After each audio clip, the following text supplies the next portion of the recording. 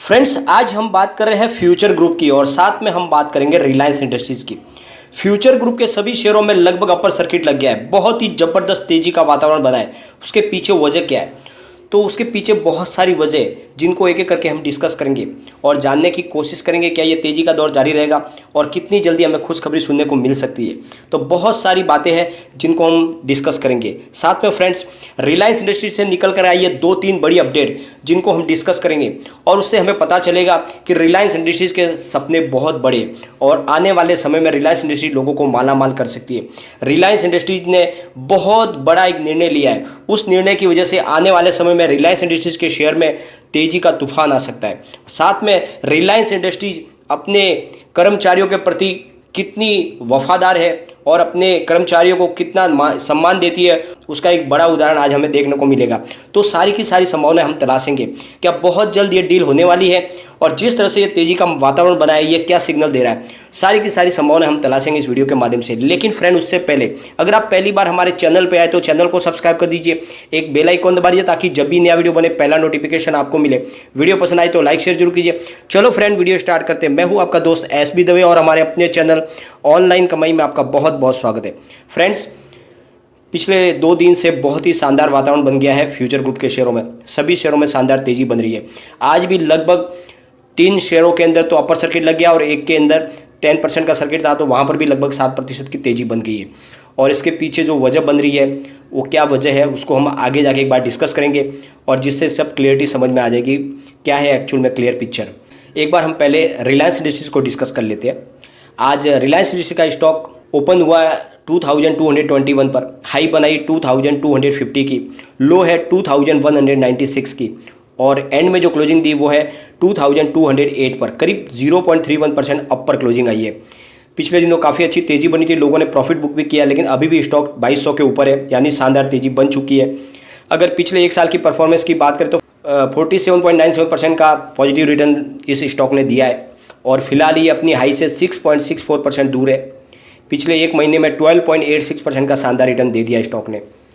अगर इसके 52 वीक के लो की बात करें तो 1412 था और 52 वीक का हाई 2369 का है। तो स्टॉक ने अभी फ़िलहाल तेज़ी बनानी शुरू कर दी और यहाँ से दौड़ने के लिए ये स्टॉक तैयार हो चुका है और इसके पीछे एक बहुत बड़ी वजह है, उसको हम डिस्कस करेंगे।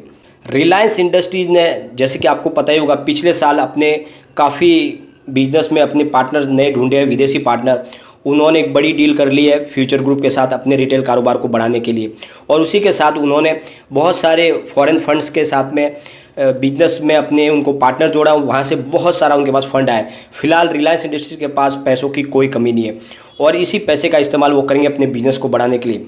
तो रिलायंस इंडस्ट्रीज की तरफ से जो न्यूज़ निकल कर आई उसके हिसाब से रिलायंस इंडस्ट्रीज अपने तीनों बिजनेस यानी रिलायंस जियो, रिलायंस रिटेल वेंचर और रिलायंस O2C बिजनेस के अंदर बहुत बड़ा निवेश करने जा रहे हैं। यानी रिलायंस इंडस्ट्रीज ने ठान लिया कि ये तीनों बिजनेस को बहुत आगे बढ़ाना है और इसमें एक बड़ा भयंकर निवेश करने जा रहे हैं। यानी आने वाले समय में रिलायंस इंडस्ट्रीज के अंदर तेजी का तूफान आएगा क्योंकि कारोबार बहुत ज़्यादा बढ़ने वाला है। और दूसरी बात, रिलायंस इंडस्ट्रीज़ के मालिक मुकेश अंबानी ने एक बहुत बड़ा निर्णय लिया है। रिलायंस इंडस्ट्रीज़ के मालिक मुकेश अंबानी ने फाइनेंशियल ईयर 2020 से लेकर 21 के लिए जो भी उनकी सैलरी बनती है उन्होंने वो गिव अप कर दी है, यानी वो 1 रुपया भी सैलरी नहीं ले रहे और इसके पीछे वजह है कोविड-19। देश इस समय मुसीबत के दौर से गुजर रहा है, काफ़ी पैसों की ज़रूरत है। तो ऐसे समय में उन्होंने एक बड़ा निर्णय लिया है कि उनके जो पैसे हैं वो किसी और के काम आए। यानी इसी के साथ जुड़ी एक और न्यूज़ है, उसको भी हम डिस्कस करेंगे। तो उन्होंने अपनी तरफ से ये कह दिया है कि मुझे कोई अपनी सैलरी नहीं लेनी है, इस बार वो पूरी सैलरी दे रहे। लेकिन ये सैलरी कहाँ इस्तेमाल होगी? तो रिलायंस इंडस्ट्रीज़ की तरफ से एक बड़ा निर्णय लिया गया है। जो भी कोरोना के दौरान उनके कर्मचारी की अगर डेथ हो जाती है तो उनके लिए बहुत सारे उन्होंने निर्णय लिए। तो कोरोना से मरने वाले एम्प्लॉयज़ के परिवार को 5 साल तक पूरी सैलरी दी जाएगी। यानी जो कर्मचारी उनकी ऑन ड्यूटी उसकी डेथ हो जाती है तो 5 साल तक उनको लगातार उनकी जो सैलरी है पूरी दी जाएगी। जो दूसरा है, परिवार को एक साथ एक मुश्त 10 लाख रुपए दिए जाएंगे ताकि वो अपने भविष्य को आगे सुचारू रूप से चला सके। साथ में बच्चों के ग्रेजुएशन तक की पढ़ाई का पूरा खर्च कंपनी उठाएगी। यानी जितने भी घर के बच्चे हैं उनका सारा का सारा स्कूल का खर्च, ग्रेजुएशन तक जब तक वो पढ़ेंगे वो सारा खर्च कंपनी उठाएगी।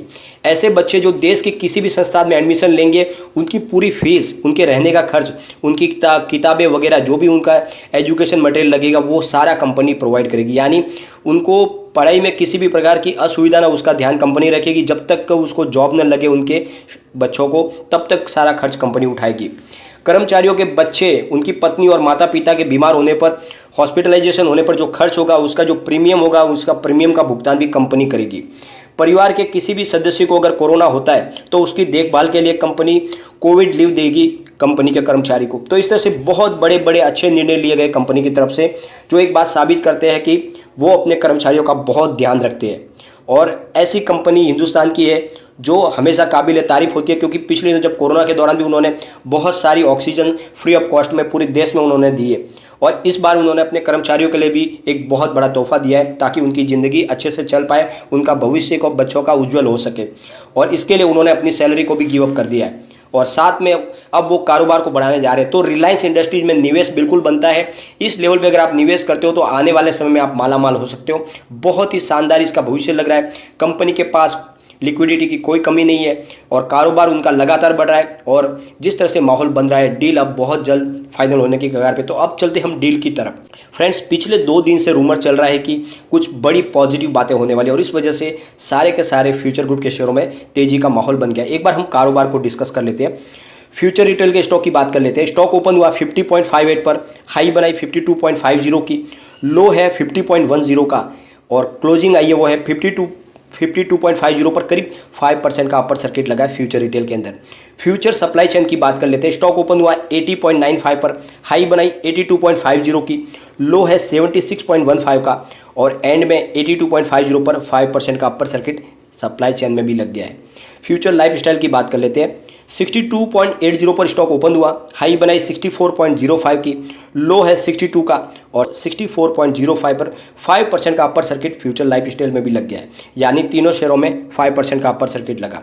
फ्यूचर इंटरप्राइज की बात कर लेते हैं। स्टॉक ओपन हुआ 9.80 पर, हाई बनाई 10.10 की, लो है 9.65 का, और क्लोजिंग आई है 10.10 पर। यानी 5% का अपर सर्किट फ्यूचर इंटरप्राइज में भी लग गया है।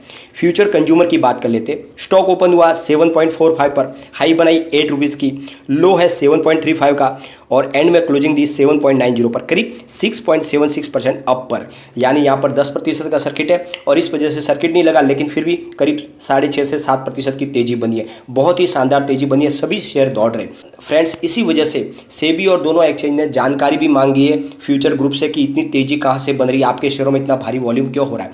तो इसके लिए एक्सचेंज को जानकारी दी गई है फ्यूचर ग्रुप की तरफ से कि यहाँ हमारी तरफ से ऐसी कोई भी खबर बाहर नहीं फैलाई जा रही है, न किसी प्रकार का कोई न्यूज़ फिलहाल बन रही है, और इस वजह से इस तेज़ी के लिए हम जिम्मेदार नहीं है। बाजार में तेज़ी क्यों बन रही है, इसका जवाब हमारे पास नहीं है, क्योंकि हमने ऐसी कोई खबर अभी तक फिलहाल नहीं कही है, और न हमारी तरफ से कोई बड़ी अपडेट निकल कर आई है। लेकिन उसके बावजूद भी बाजार में तेज़ी बन रही है।